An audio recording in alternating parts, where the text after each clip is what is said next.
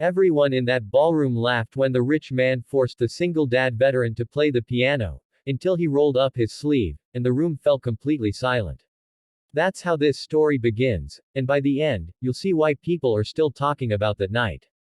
So, if you believe real talent doesn't need riches or fame, just heart, stay with me till the end, and don't forget to like this video and subscribe to our channel for more stories that touch the soul. Dash dash dash. The grand chandelier sparkled above the crowd of elites, their laughter echoing through the marble hall. Tonight's charity gala was meant to raise money for wounded veterans, but for most of the guests, it was just another excuse to flaunt wealth and sip expensive champagne. At the far corner, standing quietly by the buffet, was Daniel Brooks, a single father, former Marine, and someone who hadn't touched a piano in over a decade. Daniel had been invited by a local veterans group, hoping to network for a new job. He wore a clean but worn-out suit, his shoes polished to hide the scuffs of time. His calloused hands clutched a small photograph, his daughter, Lily, smiling from her school recital. He promised her he'd get a better job soon, no matter what. Then came the voice, sharp, arrogant, and dripping with superiority. Well, if it isn't the hero himself, said Richard Hale, a real estate tycoon and the host of the evening.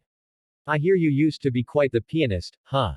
Must have been a long time since you played something that wasn't a gun.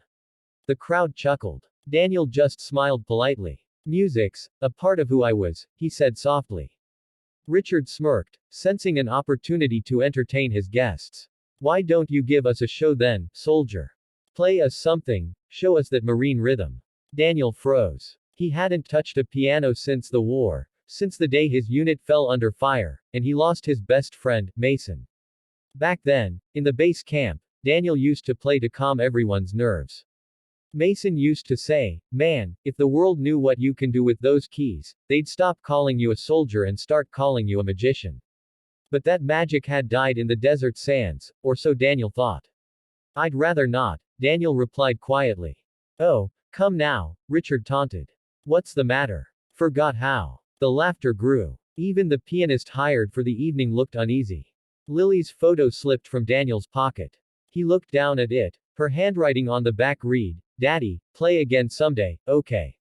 For me. Something inside him stirred. He took a deep breath, walked toward the grand piano, and sat down. The room hushed, partly amused, partly curious. Richard leaned back in his chair, a smug grin on his face. Let's see what a war hero can do. Daniel's fingers hovered above the keys. For a few seconds, there was silence. Then, a single note. Soft. Hesitant. Then another. And another. Soon, his hands began to glide. The melody that emerged wasn't just music, it was pain, memory, and love, woven into sound.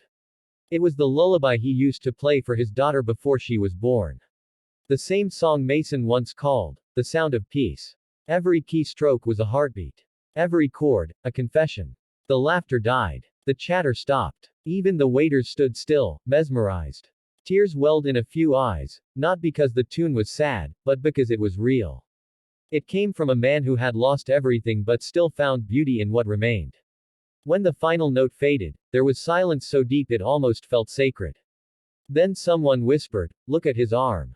Daniel looked down. His sleeve had slid up during the performance, revealing a tattoo, a treble clef intertwined with a Marine insignia.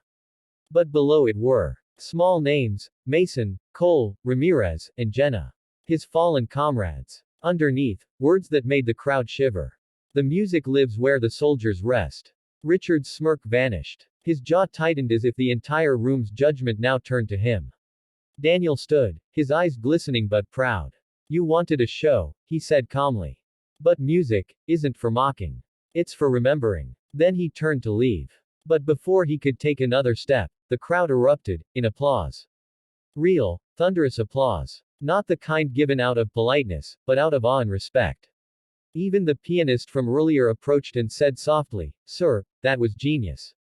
Richard sat frozen, his ego shattered, realizing he had tried to humiliate a man whose heart was richer than his entire fortune.